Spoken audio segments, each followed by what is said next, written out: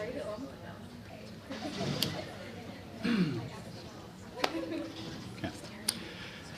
Loose lens retinoscopy.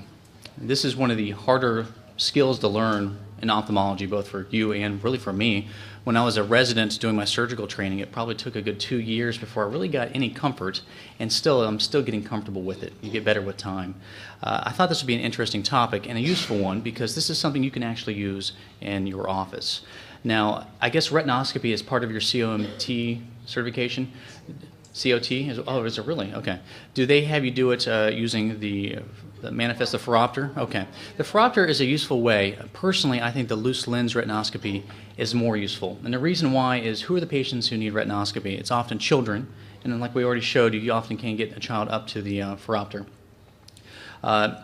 And if you can do loose lens retinoscopy, you can do retinoscopy on anyone. And so I thought this is more useful. I personally don't have a retinoscopy through a phoropter. I guess I could figure it out, but I found this way a little bit easier. The difficulty with retinoscopy in general is that it is hard to teach because, one, when people describe things to you, it's very hard to visualize, especially if you've never seen it before. You get absolutely no feedback, at least with a phoropter manifesting people. They can say, I can see one better than two. You know, with this, you get nothing. All you're looking at is the reflex in the back of the eye, and by holding different lenses in front, trying to estimate what we think the glasses prescription is based on this. So it's challenging. So here's the theory on how retinoscopy works. If you shoot a light from your instrument into the eye, and it's coming straight in, if that eye is in perfect focus, they're not nearsighted and not farsighted, they've got perfect vision, as you move your light up and down, the reflection should hit a single point on the retina, bounce back to you, and you should have a nice bright red reflex from that. Now let's say you take an eye someone's a little farsighted. Well, light coming into their eye doesn't focus right, it actually focuses behind the eye. And if you move your retinoscope up and down, the light moves up and down, and where it strikes the back of the retina, it also moves up and down in synchrony with you. When it comes back at you and you look at it, you're seeing a with reflex because the reflection is moving the same direction you're moving your instrument. If we hold a lens in front of it, not quite strong enough yet, we don't have the correct prescription, you still see a with reflection. The light beam going up and down, the reflection on the back of that retina is also moving up and down. We add a stronger lens, the correct prescription in this case, and you hit that retina perfectly, the light bounces back at you, you have a nice bright reflex, you've neutralized the reflex, this is the correct prescription for this eye. Now, if we decide to use too powerful lens, we put a very strong plus lens in front of that eye, the light actually focuses in the middle of the eye. And as you move your light, you almost get a seesaw reaction, and the reflection off the retina is actually in the opposite direction you're moving. We call this the against direction.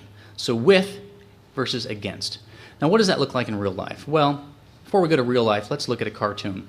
This is a light beam, and your retinoscope produces a beam of light. I like to make mine nice and thin, and you can move it across the surface of the eye, up, down, left, and right, it doesn't matter. But when we look at that reflection off the retina, it moves in the same direction as you can see here. It's kind of a yellowish, orange, red color. So let's do the same experiment. We'll add a plus lens and see if we can figure out the right prescription. So let's add a +1 to the system, and we still have with motion. So it doesn't look like this lens is powerful enough. Things are still focusing behind the eye. Okay, well, let's get rid of this +1 and put something a little bit stronger. We'll try a +2. Now when we do a +2, the reflection is still with, it's still moving the same direction at your light beam as it plays across the surface of the eye, but you can see that the reflection has actually gotten a little bit wider back there. That's a good sign. When it gets wider like that, you're getting closer to the right prescription. Let's try +3. This is perfect. This is the right prescription to get this eye in focus. A +3 is what did it. So we've got it right on, perfectly focused on the retina. Let's go a little bit further to see what happens. +4, we're too strong now, and you can see the reflection is actually moving against us, and so that's not what we want. So that's how you do basic retinoscopy. And don't worry, I've written these steps down in your notes, and we're going to do a bunch of models ad nauseum until we figure this out. There are 3 steps to retinoscopy. The first step is you have to start with motion. If you have an eye that has against motion right at the beginning, you're going to become confused. You have to have with. The second step, you add power, like we just did, until you neutralize the reflex. And finally, at the very end, you subtract a working distance, and we'll go over that in a second. So this is a cardboard cutout I created just for this lecture to try to simulate what this looks like. I could have animated everything like that last little animation, but it was just going to take forever. So basically I used South Park techniques, cardboard cutout, and we're going to see if we can use this to figure it out. So once again, we started with width. The reflection is going with us. We add power to the system. Still not strong enough. I'm doing it in a couple of different axes, and I'll explain that later. But for now, we're just looking for spherical problems. Let's try a +3.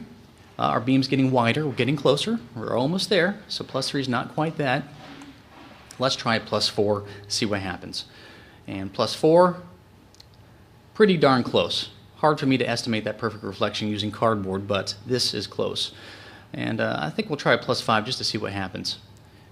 Let's try it. Is this too strong or not? It is, because we have against motion. And that's basically how you do retinoscopy. Not bad, not bad. Let's move on.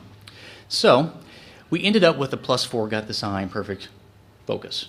However, the last step, as you remember, is there is a working distance. You had to subtract -1.5 from your final spherical answer to come up with the correct one. And here's why. This is the working distance. What's that all about? Well, so far we've assumed that when light is coming into the eye, it's coming in straight from, let's say, infinity or across the room, really far away, before it focuses on the retina.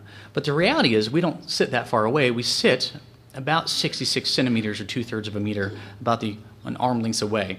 Light is actually diverging a little bit before it hits the eye.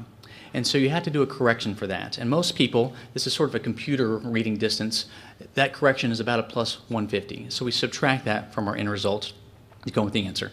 You don't have to worry about the theory. Just realize that at the very end you have to subtract a working distance. So let's do another example. Once again, we have to start with motion. So everything's with. This is good. Let's try the other axis just to make sure everything's okay. Good. Step 1 is complete. We have width, so we can continue by adding power. Step 2, add power until you get rid of that. So we're adding power.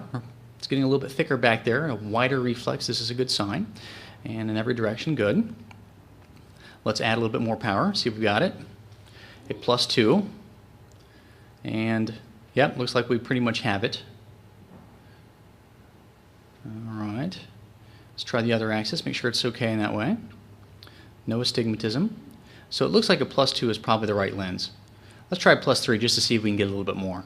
And we have against, so we've gone too far.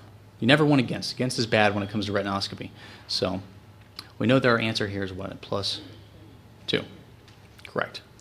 So we'll get our lenses out, +2. And what I like to do whenever I have this situation is I don't put the lens back into the box, I put it on the counter. Because otherwise you'll forget. And you do not want to be doing memorization while you're trying to do this technique. It takes enough effort to just do it. And so put it aside. And so our final answer here is a +2 sphere. But remember, the last step of retinoscopy is you have to subtract your working distance. And our final answer is this is a +1/2 diopter hyperope.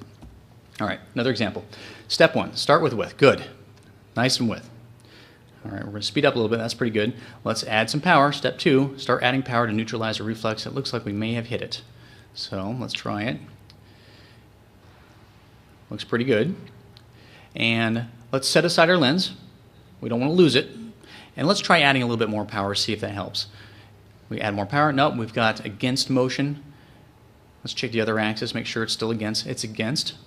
And so we know that our answer here is a +1 sphere, or at least that's what the lens that gets us in focused.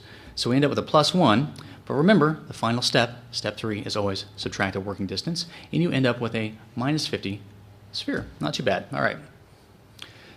We got against motion. Uh-oh, what do we do now? Well, remember, step 1 is you have to start with motion. If you have against right from the offset, you're in trouble. So what do? You back off. Start with a -2. Or -4, or -10, or whatever it takes to start with motion. If you don't start with, you'll become very confused. So we went back to a -2. Good. Now we can add power. We'll go to a -1. That's a diopter stronger. And it looks like we've hit the perfect prescription here. I think we're good. And so let's try the other axis. Make sure it's in both ways. Everything looks fine. And so it looks like our answer here is a -1. And so once we do our correction, it's a -1. Subtract your working distance. Always do that at the end. Don't try to do it in your head while you're doing it. Do it at the end. And our answer is a -250 sphere. Okay, another one. We got against. It's really against. So we can't start with against. We had to have with. You'll just get confused. Step 1, you had to have with motion. So let's throw a -2. We still have against. This is no good. If you start here, you become confused. Optometrists, they start with negatives. They do everything different, but in ophthalmology, at least, this is how we do it. So let's throw a -4. Okay, finally, we have with motion, we can continue. Let's try the other axis. We can continue. Good. Now, and only now, can we start adding plus. So we go -3. It's a diopter stronger. And it looks like we've hit probably the perfect prescription here. Let's check the other axis, make sure it's both ways. This patient doesn't have too much astigmatism. Nope. All right. Set your lens aside or leave it out, because if you put it back, you'll forget, you'll do the math in your head, you'll mess it up. And so what we have here is a -3 sphere, got the sign focus. You correct for your working distance, it's always a -150, and you end up with a -450 spherical power. So that's how you do basic retinoscopy. And so, what are the 3 steps? I'm going to hit you again with it. The 3 steps are you have to start with width, then you add power to neutralize the reflex, and at the very end, subtract a working distance to come up with your final prescription. So what about astigmatism? Now this has been pretty easy so far. If it was this easy, anyone could do it. It's not an issue. Let's look at another eye. Step 1, start with width. Good. We can proceed to step 2. Let's